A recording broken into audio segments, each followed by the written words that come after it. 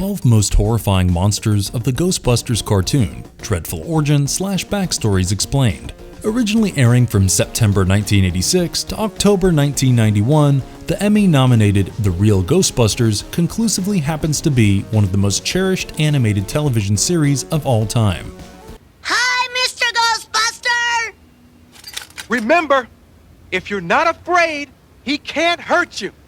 Based on Ivan Reitman's 1984 American supernatural comedy Ghostbusters, the series follows the escapades of paranormal investigators Peter Venkman, Egon Spengler, Ray Stantz, Winston Zeddemore, Janine Melnitz, and their mascot ghost Slimer pursuing and encapsulating rogue spirits all around the world. Full credits to Dan Aykroyd and Harold Ramis, along with DIC Enterprises, Columbia Pictures Television, and Coca-Cola Telecommunications for consistently filling up our nightmare fuel tank. In today's video, we are going to talk about 12 of the most unsettling, alarmingly horrifying monsters of the Ghostbusters cartoon in detail. Mark our words when we say that their dreadful origins and backstories can be staggeringly terrifying. Before we go into our explanation, we have a very small request. If you like our content, please support us by subscribing to our channel. This is a small click for you, but for us, it means a lot. Thank you. Let's begin. It's him. Okay, let's earn some money. I remember you. Egon, move! Boogieman. Well, if there happens to be one monster who is literally capable of keeping you up at night, it has to be the Boogieman. Inevitably, one of the most horrifying monsters in the Ghostbuster franchise, the Boogieman simply exists to scare children. Unlike other creatures, the Boogieman cannot be classified as a particular ghost or even demon for that matter. It is an entirely corporeal living being from a different dimensional domain. His powers include superhuman strength, a powerful scream capable of knocking people to the ground, and the ability to modify the prevailing reality as per his desires. The Boogieman not only frightens kids, but draws power directly from their fear. Boasting animal-like features, his skin and fur happen to be pale blue in color. His head is also exceptionally huge compared to his body. He has large yellow eyes and sharp porcupine-like blue hair that runs down his back. The goat-like ears and humanoid nose are both noticeable and elongated, and one just cannot miss out on those high, bulbous cheeks. His mouth has the constant eerie grin, ruby red lips, and the pointed yellow teeth, and he tends to sport an unshaven stubble on his chin. The Boogieman has human-like arms which end in pointed red nails, along with short legs ending in cloven hooves. Believe us when we say that his sartorial choice is highly commendable. You will always find him sporting a tailcoat with a nice bow tie. Having said that, the Boogieman is simply malevolent. The fact that he seeks out particular children and continues to torment them again and again, planting a phobia of him, is what makes him even scary. One of his most prominent victims happens to be a young Egon Spengler. It was him that sent the scientist on a path into the world of the paranormal. The otherwise balanced Spengler is still terrified of the monster. The Boogieman lives in a bizarre realm where he is inevitably the strongest. At the same time, he is also proficient in creating micro-realms in the human world to fulfill his own purposes. Having appeared in multiple episodes and external media, the Boogieman is too real and too extreme to handle at times. The fact that he is not a ghost means he just cannot be trapped. During their initial encounter, when the Ghostbusters pursued him back to his realm, they realized that he was too powerful to be contained. That is when Egon hatches the plan of a prototype ghost bomb to seal him in his own dimension. Although the squad was initially successful, a few years later while fighting a ghost on a skyscraper, Egon almost fell to his death. That is precisely what led to his fear being triggered and giving the Boogieman enough reason to come back into the human world. But we are glad that Egon did manage to figure out a way to get rid of him again. This time for good. You catch a 500-pound bird With a 200-foot worm? Watch out!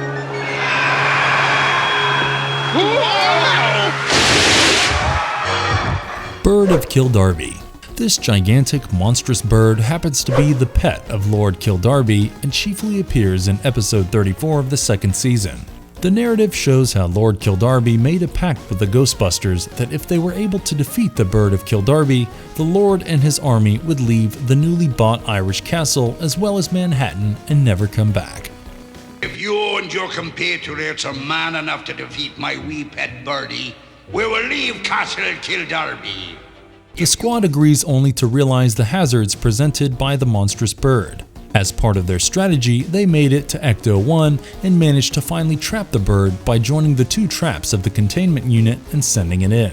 Also, because Lord Kildarby and his men had nowhere else to go, the Ghostbusters allowed them to stay on the condition that they mellowed down their habits of haunting the place, especially during the day. Coming back to the bird of Kildarby, it happened to be a giant 500-pound beast that can still fly, possessing strength way above the average, managing to tear up the roof of the Ecto-1 with ease. Let us not forget how it managed to crash through the walls of the firehouse without harming itself. Do watch out for this avian monster that undeniably happens to be one of the most horrifying monsters of the Ghostbusters franchise.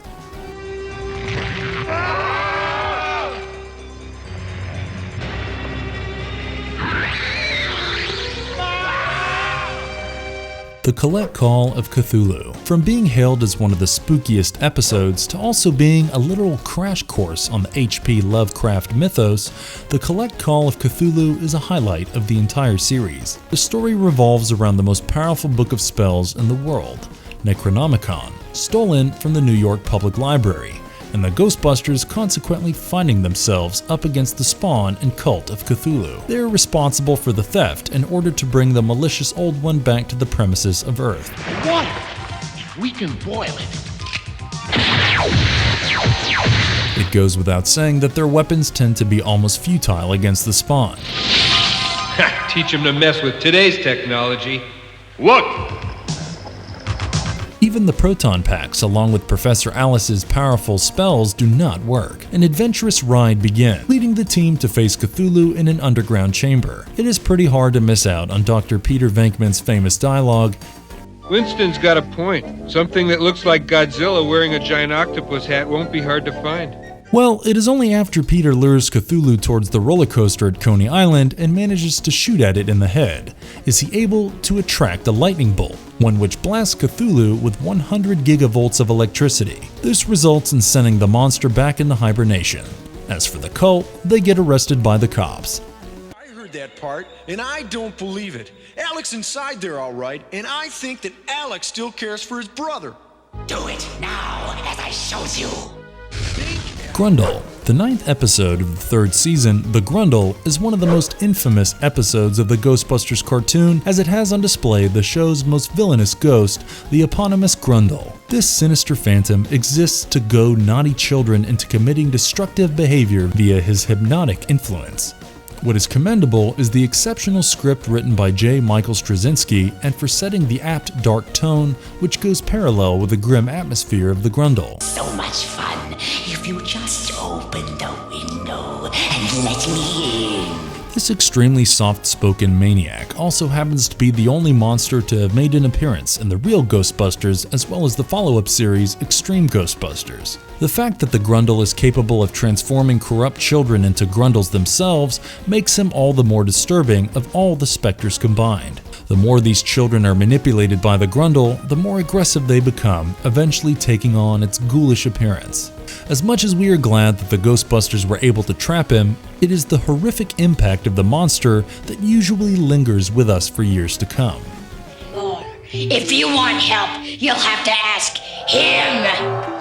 His appearance, for that matter, a hideous caricature of an old man adorning a hat who simply loves to spend his time gazing and whispering through the bedroom windows of youngsters to come out and play, can be incredibly disturbing. Do watch out for this original monster. If I can't have them, neither can you. Take your best shot. Who conclusively happens to be one of the most bed-wettingly terrifying critters of the Ghostbusters series. It's time for Betty Pie! Me? Hey, you kidding? I'm up and ready to party all day. Sandman. The Sandman initially appeared in Manhattan, where he was on a mission to stop all kinds of war by putting all of mankind to sleep for the next 500 years. His sole purpose of doing this was to create a peaceful world, a place where only dreams exist. But the long slumber led to humanity's wild dreams causing way more chaos throughout the streets of New York, driving the Ghostbusters right to his doorstep. Although Egon realizes how to defeat the Sandman, he falls asleep before he could even say it. And then there was one. I wonder who or what you're dreaming up. In fact, one by one, everyone in the squad is put to sleep except for Winston. But full credits to him and Secretary Janine Melnitz, the latter dreaming that she was a Ghostbuster and finally putting an end to the being. The Sandman boasts supremacies, which are mostly based on sleep. He possesses a blowgun that he usually uses to blow dust onto people. This dust causes people to snooze for a period of 500 years, and when a victim is put to sleep, his or her dreams tend to take place in reality. Also, whenever someone tries to attack him, the fictional character also has the ability to simply escape by teleporting away. The only flaw to his powers is that if a victim realizes that it is just a dream, they can actually take charge of the visions. This is something that the Sandman is completely unaware of, and also precisely the reason for him getting defeated. Don't worry, it's all just a bad dream. Right, Janine? Throughout his appearances, the Sandman has made a memorable impression in the world of the Ghostbusters. What makes him truly frightening is not his actions, but the way he looks and talks. All your wars! Time for nappies, everyone! We are specially stressing on the thick albino face, puffy lips, weak-looking arms, and that dreadful wheezing voice. Do believe us when we tell you that this particular image of the Sandman is bound to stick in your head for a long time. You just made a big mistake. Your mistake, Ghost Breath. We live here. Guess again, human. Let's clean the house, boy. Peoplebusters. The Peoplebusters happen to be alternate versions of the Ghostbusters in a flip universe with equivalent versions of everyone, including Slimer. Residing in Boo York, they also have different characteristics. Egon is a skeleton with a tentacle replacing the rat tail part of his hair. Peter is a zombie who sporadically has trouble standing up. Ray is a sort of collage construct similar to Frankenstein's monster. Janine is a bony zombie, and Slimer resembles a somewhat unnaturally occurring cephalopod-like entity. The Peoplebusters dealt with the real Ray, Peter, and Egon chasing them around Boo York, looking to bust them in a manner similar to how the Ghostbusters do to ghosts in their own universe. Their slime-throwing backpack deserves a definite mention, as it happens to be a huge tank of green slime with eyeballs floating in it. The slime encloses the humans in an envelope of inescapable green goo, in other words, trapping them. The captured humans are eventually thrown into a containment grid where the Peoplebusters can also enter at will to impose order on anyone who tries to escape.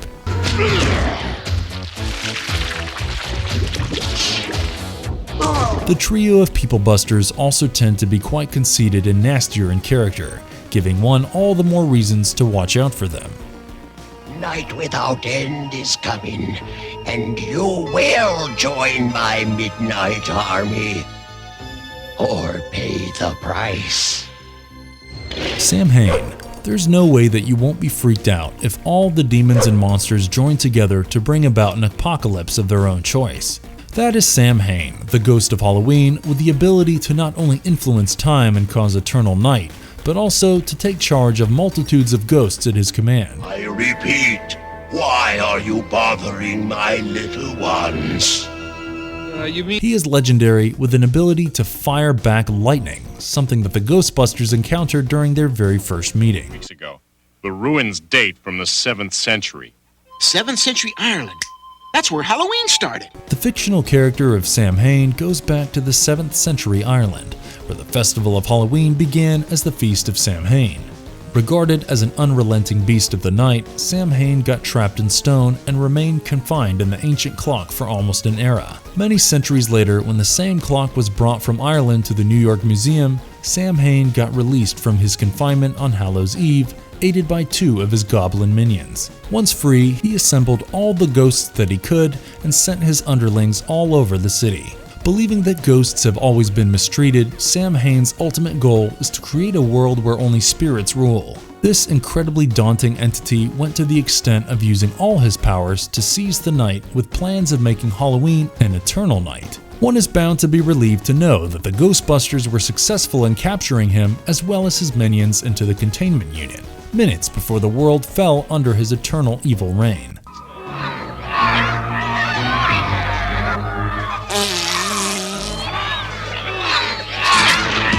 Unlike other villains that the Ghostbusters have faced, Samhain is extremely compassionate towards the ghosts he commands and mostly refers to them as his little ones. He is even ready to enter combat and guard them if he feels that they are being harmed. But at the same time, he is also more than ready to use some force if his minions don't cooperate with him. Remember how he threatened to disintegrate Slimer when the latter refused to attack the humans? Samhain's exchanges with Slimer showcase the murkier and oppressive side to his nature. The multiple physical aesthetics of Samhain also cannot be missed out on. While his first appearance has him donning on a brown cloak with a large collar, it is the pumpkin head and the orange body that are bound to catch one's attention. The next appearance has him wearing a purple cloak with skeleton hands. His presence in Extreme Ghostbusters was modified to a large extent, where his pumpkin head appeared smaller and was green in color. His face sported a carrot nose, he wore a red cloak with a smaller collar, and his skin parts were mostly colored, appearing like human flesh.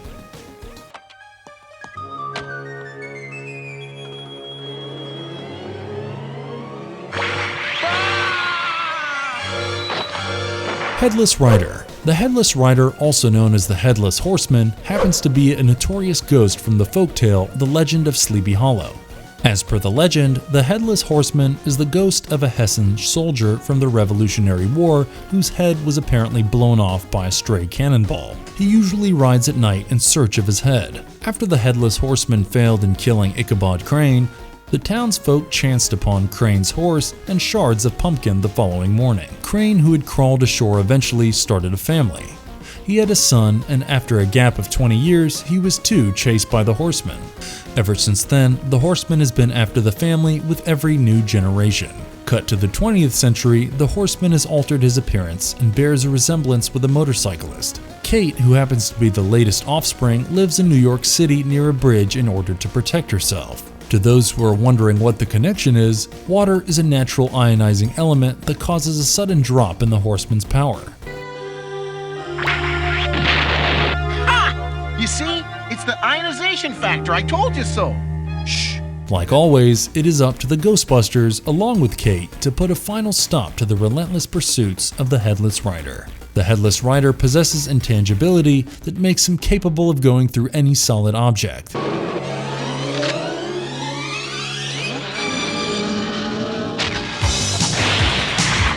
He also has this exclusive skill of throwing his explosive head and regenerating a new one instantly. The only flaw he has, as mentioned earlier, happens to be his inability to cross running water. Having said that, the Headless Rider is one of the most interesting and horrifying monsters of the Ghostbusters animated series.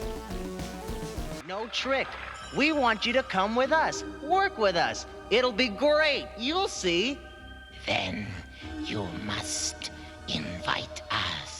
Barrow Wights. Barrow Wights are supernatural creatures very similar to the trolls. They were found in the uninhibited subway station 13 by some bullies who wanted vengeance after Slimer frightened them while protecting his friend Mike the Mouse. The Barrow Wights are portrayed as extreme masters of deception.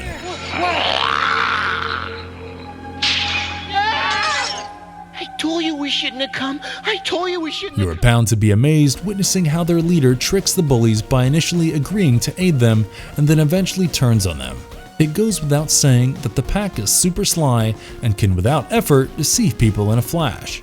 They live underground in nests as they cannot come up to the surface unless invited. What is even more striking is the orange mane and cyan blue skin of the leader.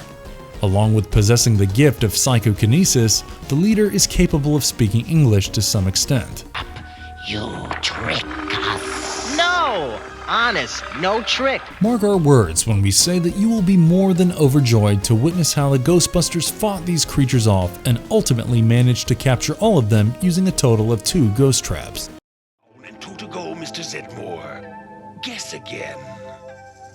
Any O's? Not a single one. The devil to pay. Imagine all the Ghostbusters strapped to a huge roulette wheel and the devil rolling out a massive steel ball towards them to crush them. Okay, guys, time for true confessions. If anybody's got anything to say it fast. Well, meet the devil, gracing everyone with his appearance in the 58th episode of the 2nd season, called The Devil to Pay. The plot revolves around Winston and Ray being convinced by Peter to take part in a game show called Race the Devil, where they can win a free vacation to Tahiti. Vacations to Tahiti? Egon, how long has it been since you've been on vacation? What they did not know was that the show was just a portal for something that was way more ominous and even life-threatening. What's highly commendable is the Devil as the game show host. You just cannot miss out on his attitude, gesture, satirical choices, and his fondness for unrealistically magnificent death traps and set pieces. In fact, the Devil was portrayed in such a manner that the production staff was literally flooded with letters from concerned parents. Do watch out for the Devil living up to his name and giving complete justice to the role in ways one cannot even expect.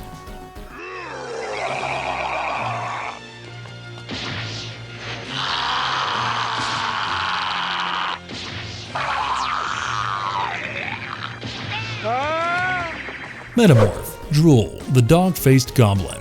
Just a week prior to encountering Drool, the goblin in the Poconos sideshow, the Ghostbusters had chanced upon a spirit which Ray termed as a free-floating miasmic phantom. This entity was initially a phantom, but then altered into a scavenging vacuum cleaner. Although the Ghostbusters did their best to trap it, they were unsuccessful. Later, when the squad gets attacked by a loose electrical wire from a telephone pole, they are pretty sure that it's Drool who is accountable for it. But eventually they're confronted by the real enemy, the same miasmic phantom that the Ghostbusters were unable to trap earlier. Yikes!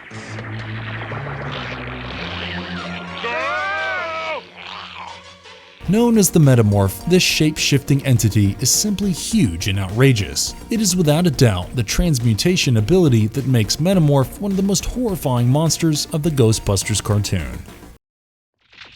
Right off the scale. Strange that this should be so completely confined to the attic. It's almost as if... As if what, Egon? I'm not... Belleranthon, the Thing in Mrs. Faversham's attic. In the 31st episode of the second season, The Thing in Mrs. Faversham's attic, it's revealed that it's been over 70 years since Mrs. Faversham has avoided the attic, due to her father trapping an extremely powerful demon there. It should not come as a surprise to learn that the Thing has grown even more malicious, expanding the attic like its own private world and obsessed over exacting revenge. Endless screaming and laughing drives Mrs. Faversham to call the Ghostbusters. The Thing, also addressed as Belleranthon, happens to be an extremely large and powerful ghost, resembling a colossal purple cloud with numerous yellow eyes filled with red irises. What's commendable is how Belleranthon can take charge of objects and make them function as things in its favor. Come on, let's do it!